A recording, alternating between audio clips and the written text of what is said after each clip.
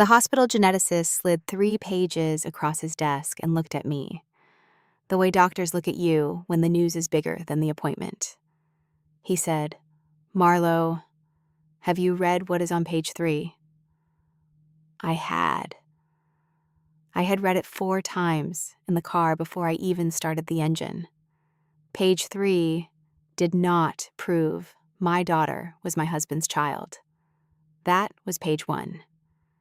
Page 3 proved something else entirely, something that explained 7 years of Easter dinners, where I sat at the wrong end of the table. 7 years of the kiss that was not a kiss. 7 years of a woman watching my face the way you watch a door you are afraid is going to open. Page 3 proved that the woman who had stood up at her own dining table 6 days earlier and called me a cheater in front of 14 people had been hiding the exact same secret for 41 years. The accusation was the confession. It almost always is. Before we go on, please like this video and subscribe.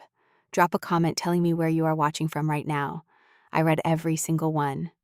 Now, let me take you back to Easter Sunday, to the dinner that started everything, and to the woman who had been waiting 41 years for someone to ask the wrong question. My mother-in-law's name was Constance Bennett. She had been Constance Whitfield for the first 22 years of her life, and Constance Bennett for the 41 years after that. She greeted me at the door that Easter Sunday with the kiss that was not a kiss, the one where her cheek hovered 3 inches from mine and made a small sound, and then she pulled back to look at the baby. The baby was Wren. 4 months old, pale skin, soft dark hair, and eyes the color of a swimming pool in shallow water, the kind of blue that surprises people. Constance looked at her granddaughter for a long second. Then she looked at me. Then she did not say anything at all. That was the first warning. I did not name it yet. Inside, the family was already gathered. 14 people total. My husband, Theo's father Hollis, in his wingback chair. Theo's sister Brielle, and her husband. 2 cousins. An aunt. An uncle. And Joyce, the neighbor who had been coming to Bennett holidays since before I was born, who watched me always with the quiet attentiveness of a woman keeping score. Constance seated me at the far end of the table, the end where the leaf had been added and the wood did not quite match. I had sat there for 7 Easters. 7 Thanksgivings. 7 Christmases. I had stopped noticing the place card. I want to tell you something true, right here. The cruelty in a family like this is never the dinner. The cruelty is the seating chart. The cruelty is the kiss that hovers. The cruelty is the way every conversation at the table circles around you without ever quite naming you. The dinner is just the part you can describe afterward. The ham came out. The sweet potatoes came out. Theo's sister said the casserole looked dry this year. Constance said, "Well, Marlo made it." Theo did not correct her. He had asked me to make it. He had reminded me about the marshmallow brand at 9 in the evening the night before. I did not correct her either. Wren stirred against my chest in the wrap I had tied that morning. Her eyes opened. She looked up at me with those impossible blue eyes, blinked twice, and went back to sleep. That was when Constance set her fork down. She set it down slowly, deliberately. The fork made a small, clean sound against the china. Everyone at the table heard it. Everyone stopped talking. "Theodore," she said. "Honey, have you actually looked at that baby's eyes?" The room went still the way a room goes still when the power cuts and the refrigerator stops humming, and you did not realize until that second how much sound it had been making. Theo looked at me. His face had the blankness it got when his mother spoke, and he did not yet know what shape his answer was supposed to take. "Brown eyes," Constance said.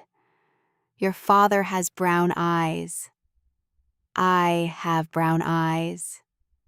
You have brown eyes. Your sister has brown eyes. She looked around the table. Wendell, what color are your eyes?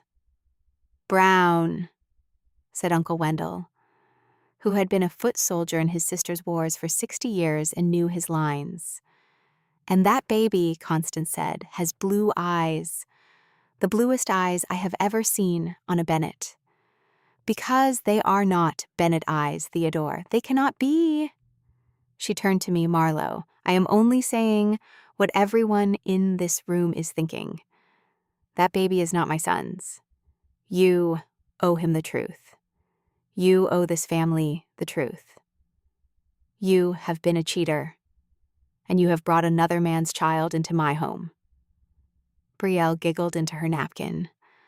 Hollis reached for the salt. Theo looked at his plate.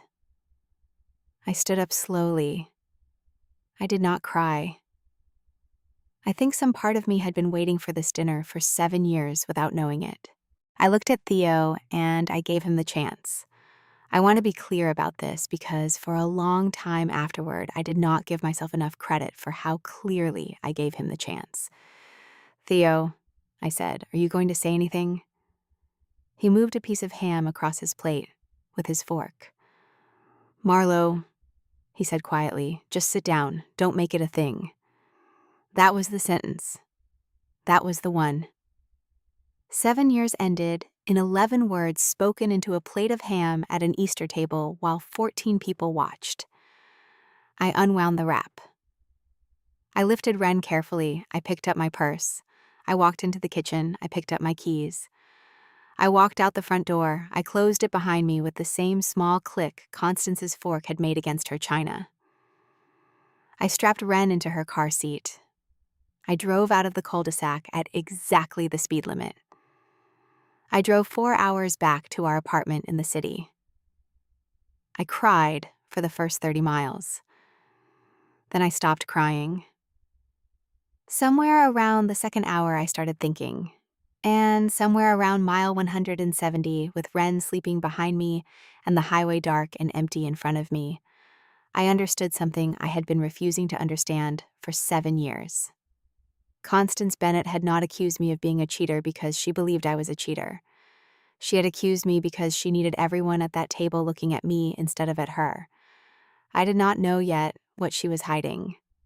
I knew only that something was hiding. And I had a master's degree in clinical research, a baby with blue eyes, and 4 months of maternity leave on my calendar. I had time. I had access.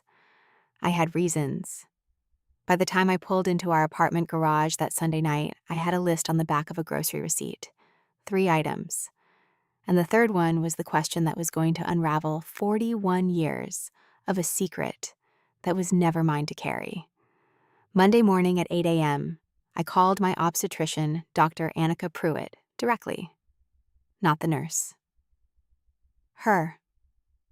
I told her what had happened at Easter in 3 sentences, because Annika Pruitt was a woman who appreciated 3 sentences. She was quiet for a moment.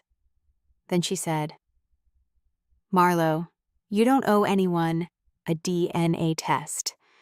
You know who that baby's father is. I know, I said, but I want it anyway. I want it on hospital letterhead, the kind that holds up in any courtroom in this country. She paused. I can get you in with Dr. Halloran at Mercy Crescent tomorrow morning. He owes me a favor. Bring the baby. I cannot bring my husband. Then bring yourself, she said. I'll call him now. Dr. Calloway. Halloran was 61 years old, white beard, bow tie. His office on the 4th floor of Mercy Crescent had a window that looked into the genetics lab where 3 technicians moved between machines with the slow, deliberate calm of people who handled other people's certainty for a living. He looked at me. He looked at Wren. He looked at the intake form. Annika told me the situation, he said. His voice was the kind of voice you wanted reading you difficult news. 2 things before we begin. Okay. 1. Blue eyes in a baby of 2 brown-eyed parents are not uncommon. The genetics of eye color are far more complicated than whatever textbook your husband's mother read in 1962. I felt something inside me unclench by 1 notch. 2, he said. I am going to run a standard paternity panel. 21 genetic markers. The results will be definitive. They will arrive on hospital letterhead. They will hold up anywhere. He leaned forward slightly. But Marlo, can I tell you what I'm also going to find? Tell me. I am going to find that your husband is the father. But I have been doing this work for 31 years. And when a woman comes into my office because her mother-in-law stood up at a dinner table and called her a cheater over a blue-eyed baby, there is almost always a reason that mother-in-law chose that specific accusation on that specific day. He paused. If you want me to, I can run an additional panel, a maternal ancestry panel. Mitochondrial DNA. It tracks the female line, mother to daughter to daughter. It tells you who the maternal grandmother was. If I had a sample of your husband's mother's DNA, hypothetically, I could run a comparison. It would tell you whether your daughter is descended on the maternal line from the woman claiming to be her grandmother. I sat very still. Hypothetically, I said. Hypothetically, said Dr. Halloran. A hair from a hairbrush. Saliva on a coffee cup. The kind of thing a daughter-in-law sometimes finds herself in possession of after a family holiday. I drove home from Mercy Crescent that Tuesday with 3 things in my purse. A cheek swab for Ren, a cheek swab for me, and a small Ziploc bag into which I would put, 3 days later, a single dark hair from the back of a navy cardigan Constance had left in my coat closet at Christmas and never asked for back. She had forgotten it. I had texted her about it twice in January. She had said she would pick it up next time. She never had. On Thursday morning, I took the cardigan from the closet. I laid it under the kitchen light. I worked slowly along the collar with a pair of tweezers. I found 4 hairs, 3 too short. The 4th one, long, attached at one end to what looked like the smallest scrap of follicle. I lifted carefully and dropped into the Ziploc bag. I sealed it. I labeled it. I drove it to Mercy Crescent that afternoon. Dr. Halloran's nurse Imani took it without a word, logged it, and gave me a receipt. Results in 4 to 6 business days, she said. She looked at me for a moment. Ma'am, whatever the results say, take care of yourself this week. Whichever direction this goes, it goes hard. I drove home. I did not tell Theo what I had done. Theo came home that Thursday and said the sentence I had been waiting for since Sunday. Marlo, my mother called. She wants you to apologize. I turned around from the stove slowly. She wants me to apologize. She says walking out made her look like the unreasonable one. Theo, your mother stood up at her table and called me a cheater in front of 14 people. You looked at your plate, you moved a piece of ham across your plate with your fork. And now she wants me to apologize. She is my mother, and I am your wife. And that is your daughter. He did not answer. I watched him stand in my kitchen trying to find a sentence that did not betray either his mother or me. I watched him land, slowly and visibly, on the side where the betrayal was easier. Just think about it, he said. Easter next year is going to be unbearable if you don't. Theo, I said, get out of my kitchen. He slept on the couch that night, and the night after, and the night after that. The envelope arrived Friday morning at 11:14 a.m. Imani stood in my hallway in a dark green coat, holding it in both hands, the way you hold something that does not belong to you. Dr. Halloran had sent her personally. He had not wanted it to come by mail. I carried it to the kitchen table. I opened it with a steak knife because I could not find the letter opener. 3 pages. Page 1. Paternity result. Theodore Bennett, genetic father of Wren Bennett. Probability of paternity, 99.999%. I set page 1 face down. I already knew what it said. I needed what came next. Page 3. I read it 4 times. The mitochondrial DNA on the cardigan sample did not match Wren's paternal-maternal line. It did not match Theo's mitochondrial DNA either. Constance Bennett was not Theo's biological mother. I sat at that kitchen table for 40 minutes. I did not cry. I did not call anyone. I sat with the 3 pages spread in front of me, and I let the shape of it settle. A woman who had hidden one thing for 34 years had stood up at a table on Easter Sunday and accused another woman of hiding the same thing. Not because she believed it, because she had been waiting every Easter, every Christmas, every Thanksgiving, for someone to look closely enough at her son to ask the question she had spent 34 years praying nobody would ask. She had asked it first. She had asked it loudly. She had asked it with the word cheater attached, because the loudest accusation is the one nobody thinks to turn around. I called Joyce that afternoon. Joyce, who had touched my forearm at Easter dinner. Joyce, who had been coming to Bennett holidays since before I was born. "Marlo," she said when she answered. "I've been waiting for you to call." Joyce lived 2 blocks from Constance in the same cul-de-sac. She met me at her door on Saturday morning with Wren's diaper bag already over her shoulder. We sat at her kitchen table, round oak, scarred from 40 years of use. She poured coffee into a chipped cup. Wren slept in the car seat at our feet. Joyce was 68 years old. She had been a labor and delivery nurse at the regional hospital for 31 years before she retired. She had silver hair cut short. She did not waste time. Constance Bennett, she said, was not pregnant in 1984. I set my coffee down. "I worked the maternity ward at St. Agatha's for 31 years, she said. "I knew every woman in this town who came in pregnant. Constance told everyone in October of 1984 that she was expecting. She showed up at church with a small belly. She said she had morning sickness. And in May of 1985, she came home from a trip she had taken alone to her aunt's house in another state with a 6-week-old baby boy and announced he had been born early." I waited. I checked the records 6 months later when I got curious. Constance Bennett did not give birth at St. Agatha's. She did not give birth at the hospital in her aunt's town. She did not give birth at any hospital within 300 miles. I checked them all. I have a friend at the State Vital Records office. She helped me look. "Where did the baby come from?" I said. "There was a young woman," Joyce said, "who worked at the diner on Route 11 in the fall of 1984, 18 years old.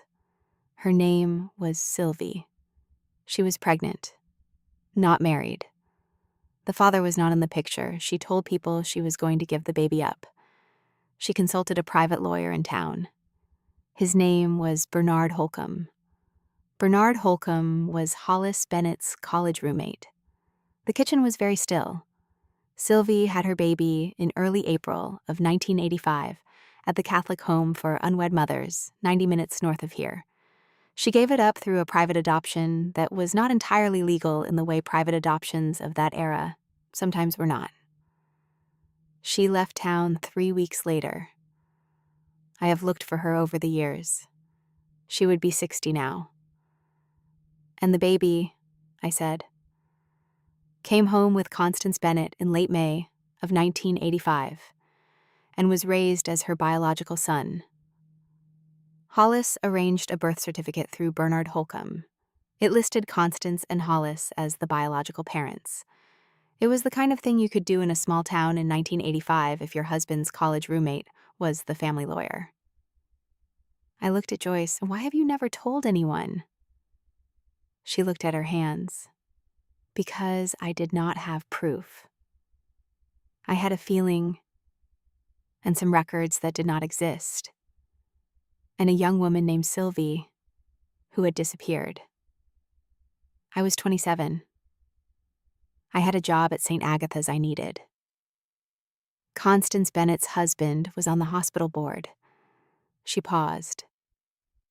And because Theo was a beautiful baby and he was loved, and there was a part of me that thought, what good would it do? She looked at me directly. I have been a coward, Marlo. I watched that woman point at your baby and use the word cheater, and I understood she had been waiting 41 years to make sure no one ever looked at her son, the way she had just made everyone look at your daughter. My silence had already cost one good woman her dignity. I was not going to let it cost two. I took Joyce's hand across the table. Will you come with me to her house, I said. Today. Now.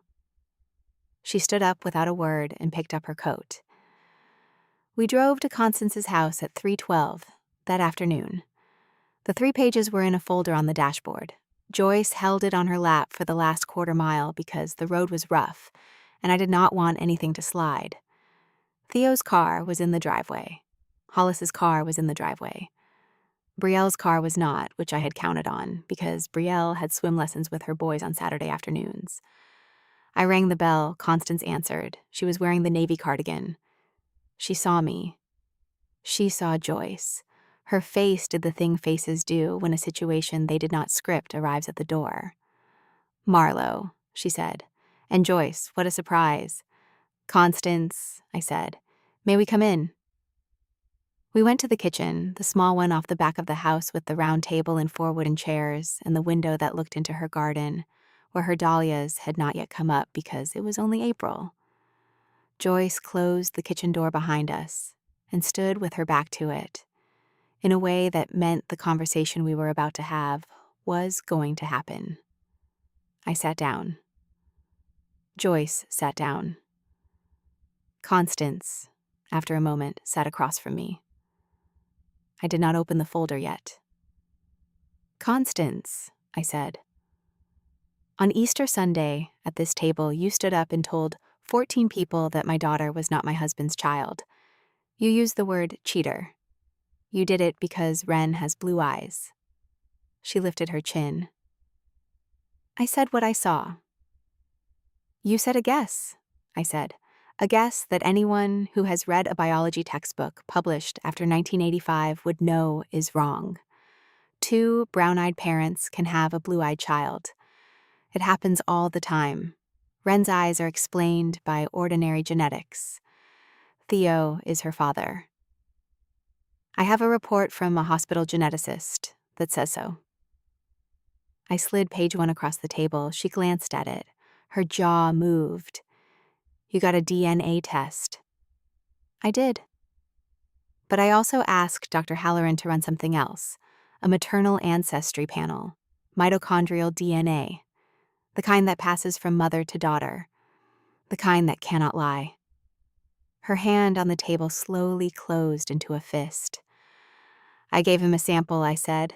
A hair. From the cardigan you are wearing right now. You left it at our apartment in December. The kitchen was completely quiet. I slid page 3 across the table. She read it. I watched her read it 3 times. I watched the color leave her face in stages. From her cheeks first, then her forehead, then her mouth. She set the page down. She lined up the corner with the edge of the table with 2 fingers. Constance, I said quietly. I know about Sylvie. I know about Bernard Holcomb. I know about the Catholic home 90 minutes north. I know Theo is not your biological son. She did not answer. She put her hands flat on the table. She looked down at them. Her wedding ring caught the light from the kitchen window. And then she began to cry. Not the cry she did at family weddings. Not the small performance cry she had perfected in church choir in 1979. A real cry. The cry of a woman who has been holding her breath for 41 years and has just been told she can let it out. Theo does not know, she whispered. I know, I said. He cannot know. Constance, I said, I am not going to tell Theo today. I am giving you a choice. You tell him yourself. This weekend. In this house with Hollis beside you. The truth about Sylvie, the truth about 1985. And you apologize to me in writing for Easter Sunday in front of every person who was at that table. She was nodding before I finished. Or, I said, I tell him Monday morning. With Joyce in the room. With these 3 pages on the table, I will tell him, she said, tonight. Hollis and I, tonight. And the apology. In writing. Tonight. And the family. She closed her eyes. Next Easter, she said, in front of all of them. I will say what I said at that table was a lie. I will say I was wrong. I looked at her for a long moment. Constance, I said, I do not want to humiliate you. I want you to repair what you broke. She opened her eyes. I am offering the repair, she said. I have known I owed it to you since the moment you walked out of my dining room with my granddaughter against your chest. She is your granddaughter, I said, in every way that counts. Theo found out at 8:47 that evening. Constance and Hollis told him together. In the den, with the football game turned off. He came into the kitchen 40 minutes later. His eyes were red. He sat across from me. He did not say anything for a long minute. Then he said, Marlo, I am so sorry I did not say anything. I am sorry I did not stand up for you at Easter, he said. I am sorry I told you to apologize on Thursday. I am sorry I have spent 7 years letting my mother seat you at the end of her table. I am sorry I moved a piece of ham across my plate with my fork instead of looking at my own wife and my own daughter and saying the only sentence that mattered. He was crying, quietly. I understand if you want a divorce, he said. I would understand. I looked at him. Theo, I said. I am not leaving you tonight. But I am not telling you we are going to be fine either. I am telling you that I will give you the chance to become the man you should have been at Easter dinner. I am telling you that Wren is going to grow up in a home where her father stands up for her mother. I am telling you that if you cannot become that man, I will raise her without you. And I will do it well. He reached across the table. He took my hand. It was not forgiveness. It was a door left open. And I had been the one who hung it. Constance's letter arrived Tuesday morning. 3 handwritten pages on cream stationery. It began with the words, Marlo, I have wronged you in ways I cannot fully name, and ended with, I will spend whatever years I have left earning the right to be Wren's grandmother. I do not expect to. I will earn it anyway. I put the letter in the fireproof box in the top of my closet, next to the deed, next to Wren's birth certificate, next to the DNA report. The letter went on top. The Easter that came 1 year later was the first Easter I sat at the middle of Constance's dining table. She had moved my place, setting herself the day before. She put me on Hollis's right. Theo on her right, Wren in the high chair between us. The leaf where I had sat for 7 years was gone. The table was smaller without it. The wood matched the rest of the room. She stood up before we ate. She did not say grace. She held up her water glass. Last year at this table, she said, I said something to Marlo that was not true. I said it in front of all of you. I said it because I was afraid of a question I did not want anyone to ask me. Marlo, I was wrong. I am sorry. You are my daughter-in-law and Wren is my granddaughter, and I have been honored to be her grandmother. Joyce was there. She had been invited. She sat on my left and ate 3 helpings of the sweet potatoes with marshmallows on top. Theo and I went to couples counseling for 9 months. We had a hard fall, a harder winter, a spring that surprised both of us. He learned to stand up at his mother's table. He learned to stand up in his own house. He is not the man I married. He is the man I should have married. Sometimes those are the same person and sometimes they are not. And ours took 7 years and 1 Easter dinner to become the same. Ren is 2.5 now. Her eyes are still blue. Electric, impossible blue.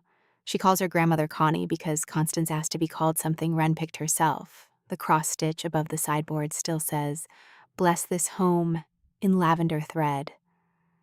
It means something different to me now. It means a home is not the dining room where the cruelty happens. A home is the kitchen where the truth gets told. If this story met you tonight, if you have ever been the woman at the wrong end of the table, tell me in the comments. Tell me the name of the room you walked out of. Tell me the name of the room you walked back into. I read every one, and I will sit with you the way Joyce sat with me. If you would like to hear another story about women who stopped apologizing, about daughters-in-law who chose to walk instead of stay, the next one is waiting for you right now in the description. Come with me.